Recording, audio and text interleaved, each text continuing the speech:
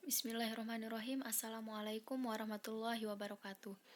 Nama saya Rahmawati, NIM 190103022. Di sini saya akan membahas bagaimana karakteristik soal HOTS. Yang pertama, kita akan membahas tentang pengertian HOTS. Pengertian HOTS atau Higher Order Thinking Skill merupakan terminologi yang mencakup beragam kemampuan berpikir, antara lain kemampuan berpikir kritis, logis, reflektif, metakognitif, kreatif, pemecahan masalah tidak rutin, non-algoritmatik, analisis, evaluasi, mencipta, melibatkan pembentukan konsep, pemikiran kritis, kreativitas atau brainstorming, penyelesaian masalah, representasi mental, penggunaan aturan, penalaran, dan pemikiran logis, dan lain-lain. Ciri-ciri dari soal HOTS. Yang pertama yaitu transfer satu konsep ke konsep lainnya. Yang kedua, memproses dan menerapkan informasi, mencari kaitan dari berbagai informasi yang berbeda-beda, kemudian menggunakan informasi untuk menyelesaikan masalah, dan yang terakhir, menelaah ide dan informasi secara kritis.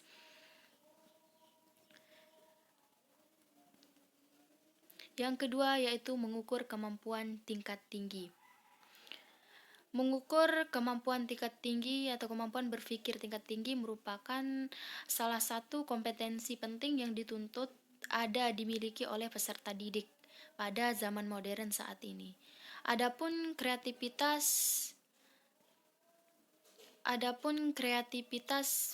menyelesaikan permasalahan dalam HOTS terdiri atas 3 komponen. Yang pertama, kemampuan menyelesaikan permasalahan yang tidak familiar, dan yang kedua, kemampuan mengevaluasi strategi yang digunakan untuk menyelesaikan masalah dari berbagai sudut pandang yang berbeda. Dan yang terakhir, menemukan model-model penyelesaian baru yang berbeda dengan cara-cara sebelumnya. Pembahasan yang ketiga yaitu berbasis kontekstual.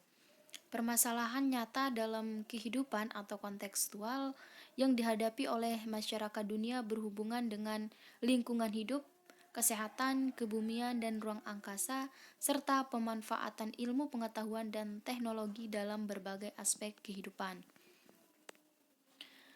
Ada 5 karakteristik asesmen kontekstual yang disingkat dengan REACT, yakni yang pertama yaitu relating. Asesmen berhubungan langsung dengan konteks pengalaman kehidupan nyata. Dan yang kedua yaitu experiencing, ditekankan kepada penggalian, penemuan, dan penciptaan. Dan yang ketiga yaitu applying, menuntut kemampuan peserta didik dalam menerapkan ilmu pengetahuan yang diperoleh di dalam kelas untuk menyelesaikan masalah-masalah nyata. Dan yang keempat yaitu communicating, menuntut kemampuan peserta didik mampu mengkomunikasikan kesimpulan model pada kesimpulan konteks masalah.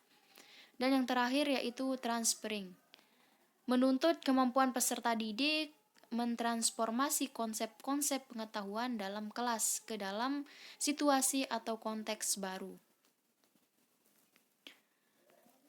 Pembahasan yang keempat, kelima, dan keenam yaitu yang keempat meningkatkan kualitas pembelajaran, yang kelima ongoing, dan yang keenam menggunakan bentuk soal yang beragam.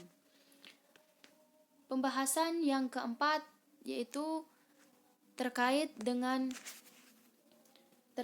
meningkatkan kualitas pembelajaran, yaitu bertujuan untuk meningkatkan dan mengembangkan HOTS, sikap dan perilaku positif dari peserta didik, serta memperbaiki pembelajaran dan berusaha meningkatkan kualitas pembelajaran.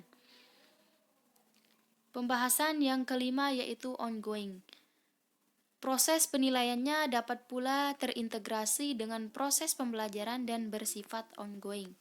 Dan pembahasan yang terakhir yaitu yang keenam, terkait dengan menggunakan bentuk soal yang beragam.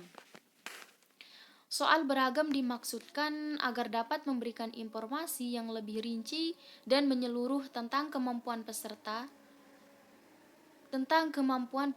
tes, dapat menjamin prinsip objektif, dan dapat menggambarkan kemampuan peserta didik sesuai dengan keadaan yang sesungguhnya. Agar lebih memahami bagaimana bentuk soal HOTS itu, maka saya tampilkan beberapa contoh. Yang pertama, memahami cara menggunakan konsep persamaan kuadrat untuk memecahkan masalah nyata. Soal yang pertama, selembar karton berbentuk persegi panjang akan dibuat kotak tanpa tutup dengan cara membuang persegi seluas 3 kali 3 cm kuadrat di masing-masing pojoknya. Apabila panjang alas kotak 2 cm lebih dari lebarnya dan volume kotak itu adalah 105 cm kubik, berikut ini yang termasuk panjang dan lebar alas kotak tersebut adalah: A. Panjangnya sama dengan 15 dan lebarnya sama dengan 7. B. Panjangnya sama dengan 13, lebarnya sama dengan 11. C. Panjangnya sama dengan min 7, lebarnya min 5. D. Panjangnya sama dengan 7, lebarnya sama dengan 5. Dan E. Panjang sama dengan 3 dan lebarnya sama dengan 3. Mana option yang benar? Pembahasannya, langkah pertama kita buat sketsa dari kertas karton tersebut seperti yang diperlihatkan pada gambar di bawah ini. Kumpulan soal cerita berbentuk persamaan kuadrat dan pembahasannya.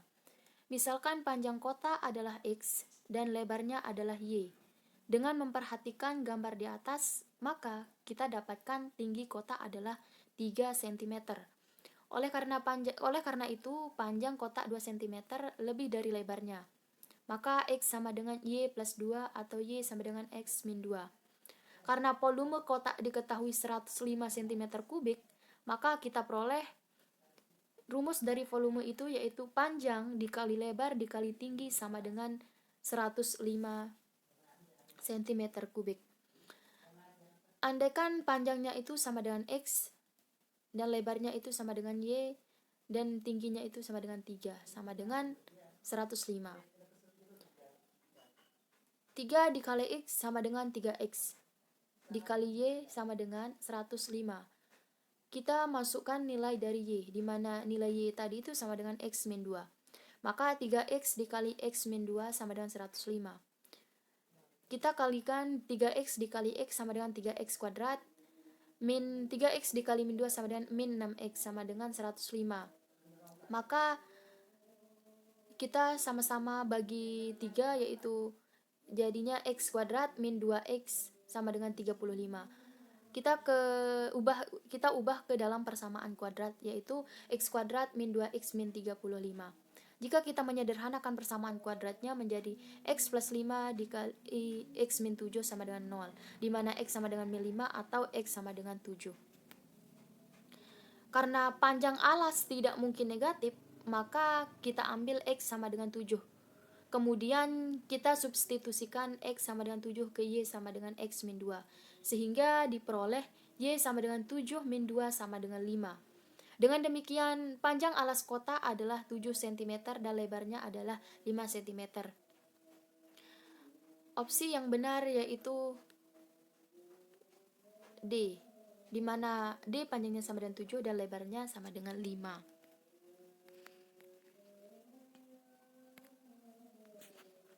Contoh soal yang kedua yaitu mendefinisikan cara menyelesaikan masalah nyata yang berkaitan dengan persamaan kuadrat.